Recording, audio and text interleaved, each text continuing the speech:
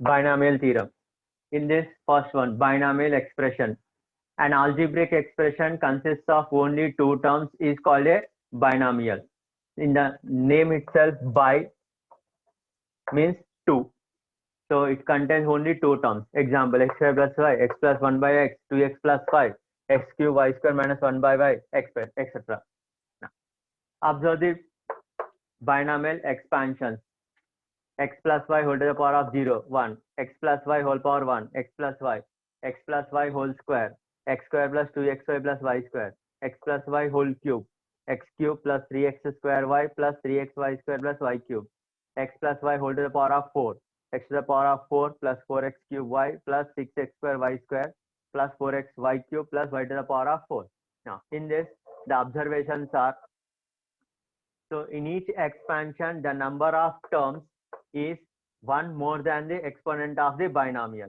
So here 3 terms are there, exponent is 2. Here 4 terms are there, exponent is 3. That is, number of terms is one more than the exponent of binomial. Next, second observation. Exponent of first term is same as the exponent of binomial. So here x to the power of 1, here x square, here x cube, here x power 4. Exponent is also 4. One more observation. In each successive term, exponent of x decreases by 1 and increases of y by 1, such that sum of exponents of x and y in each term is equal to exponent of binomial.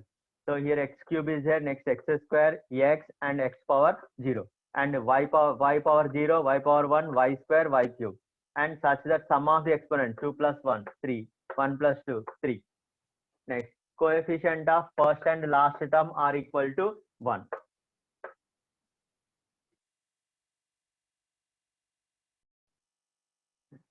Pascal triangle.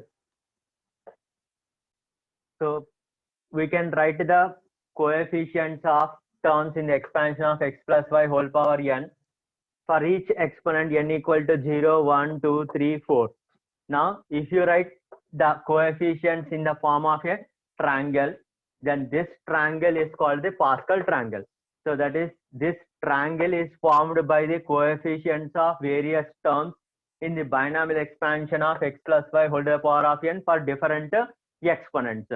Now here, each first term and the last term, that is coefficient, that is end points, are always one only, and in between the coefficients are obtained by adding the previous row two numbers. So using Pascal triangle, we can write the coefficients of binomial expansion for the exponent of n if we know the coefficients of binomial for the exponent of n minus 1. That is, using n equal to 4, we can write the coefficients for n equal to 5, which are 1, 5, 10, 10, 5, 1. Now we can write the expansion of x plus y whole to the power of 5 using this exponents as x to the power 1 into x to the power of 5 plus 5 into x to the power of 4y plus and so on.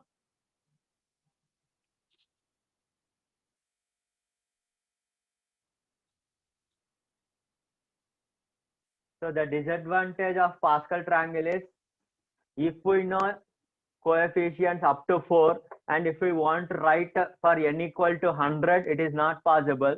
So it is possible only when to write n equal to 100 if we know n equal to 99 exponents also. So to write the expansion directly, then we use the binomial theorem. Next, factorial of n is denoted by, this is one symbol n factorial, or another symbol also this, and defined as product of first n natural numbers. That is, n factorial equal to 1 into 2 into 3 and so on, n minus 1 into n. Example, 3 factorial equal to 3 into 2 into 1, which is 6. 4 factorial equal to 4 into 3 into 2 into 1, 24. 5 factorial, 120. 5 factorial, again we can rewrite as 5 into 4 factorial. So n factorial also can be written as n into n minus 1 factorial. So from this n minus 1 factorial, you can write as n factorial upon n. So from this we can deduce that 0 factorial equal to 1. This is one method of explanation. So if I take n equal to 3, left side is 2 factorial, right side is 3 factorial upon 3. When I take n equal to 2, 1 factorial equal to 2 factorial upon 2. When I take n equal to 1, left side is 0 factorial and right side is 1 factorial upon 1, which is 1. So 0 factorial equal to 1. Next, NCR is defined as n factorial upon r factorial into n minus r factorial, where 0 less than or equal to r less than or equal to n. Now, if we expand the n factorial up to n minus r factorial, then we can write as n into n minus 1, n minus 2, and so on, n minus r plus 1 into n minus r factorial upon r factor into n minus r factor. So n minus r factor gets cancelled. So NCR in terms of the factors as n into n minus 1, n minus 2, and so on, n minus r plus 1 upon r factorial. That is starting from n decreasing by 1 up to r factors in the numerator, and in the denominator r factorial, and NC not equal to NCN equal to 1, and from this even we can conclude that NCR equal to NCN minus R.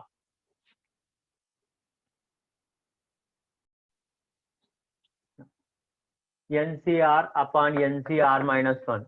So using the factorial notation, so we can simplify and you can prove it as n minus r plus 1 upon r. So NCR, n factorial upon r factorial into n minus r factorial. Now this, if I take a reciprocal of this, so r minus 1 factor into n minus r plus 1 factor upon n factorial. So if you simplify, then we get n minus r plus 1 upon r. Next, in the same manner, NCR upon n minus 1 CR minus 1, you can prove it as n by r. Now cross multiply. So NCR equal to n by r into n minus 1 CR minus 1. This is very, very important formula. So in simplification, we'll try to use this. That is, you can write always n by r into n minus 1 CR minus 1. This further you can write as n minus 1 upon r minus 1 into n minus 2 CR minus 2, and so on. One more important formula, NCR minus 1 plus NCR equal to n plus 1 CR. So this, take the left hand side and apply the formulas in terms of factorial notation and simplify. Then you can prove it as n plus 1 CR.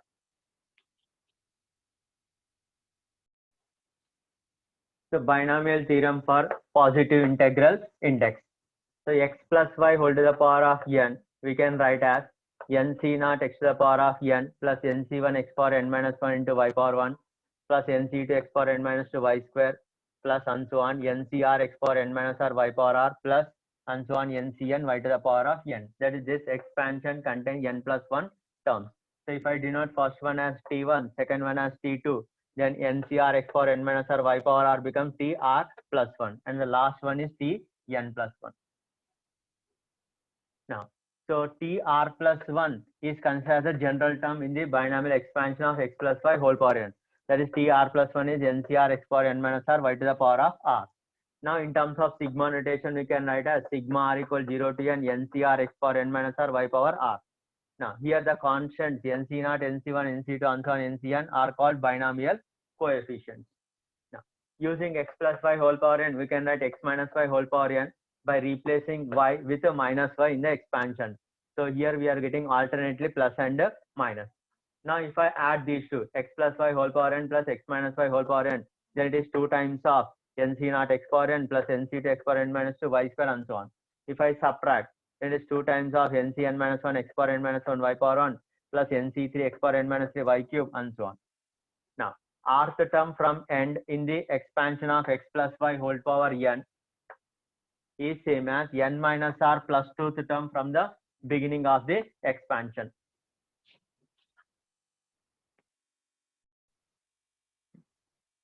So number of terms in the expansion of x plus y whole power n plus x minus y whole power n, as well as x plus y whole power n minus x minus y whole power n when n is even and n is odd. So when n is odd, number of terms in this expansion is n plus 1 by 2, and when n is even, it is n by 2 plus 1.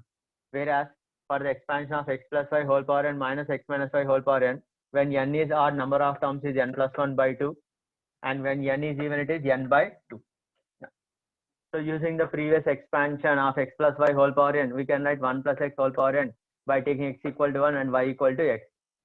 Using the same, replace x with minus x, then you can write 1 minus x whole power n. So how to find the middle term in the binomial expansion of x plus y whole power n? Now, when n is even, what the formula, and when n is odd, what the formula? That is, which term is the middle term? So you can have an example. When n equal to 4, terms are t1 to t5. So only one middle term will be there. And when n equal to 5, number of terms are T1 to T6. So 2 middle terms will be there. That means when n is even, we can write as n by 2 plus 1 the term is the middle term, because number of terms is odd, only one middle term will be there. When n is odd, number of terms will be even, so 2 middle terms will be there, which are n plus 1 by 2 term and n plus 3 by 2 term are middle terms. So how to find coefficient of x power k if it exists in the expansion of ax to the power of p plus b by x to the power of q whole to the power of n. So to find the coefficient of x power k, use the general term, that is r plus 1 the term. So expand and simplify and group the powers of x and equate the x to the power of coefficient, not x power exponent to k, and get r in terms of p, q, n and k.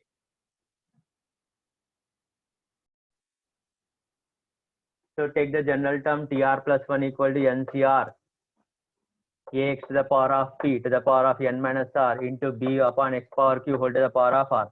Simplify and regroup the x terms, that is ncr a power n minus r b power r x to the power of np minus pr np minus pr minus qr. Because we want x power k coefficient, equate the exponent of x, np minus pr minus qr equal to k. So from this you can get r equal to np minus k upon p plus q, and this must be a whole number, or even you can say positive integer also. So then only you can able to get coefficient of x power k, and that will be ncr a power n minus r b power r, where r equal to np minus k upon p plus q. Either you can remember it as a formula if you recognize that the expansion is in this form, then compare p, q, and then you can apply the formula, or else take the general term and simplify. Next, using this we can write one more as term independent of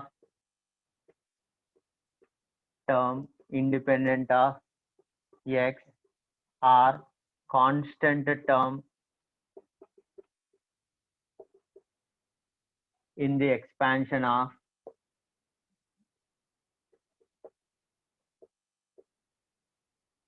ax to the power of p plus b by x to the power of q whole to the power of n,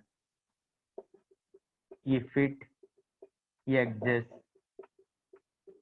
is. So from the above itself we can write as term independent of x or constant term, means k must be 0. So it becomes ncr a to the power of n minus r b to the power of r, where r equal to np upon p plus q. This must be whole number.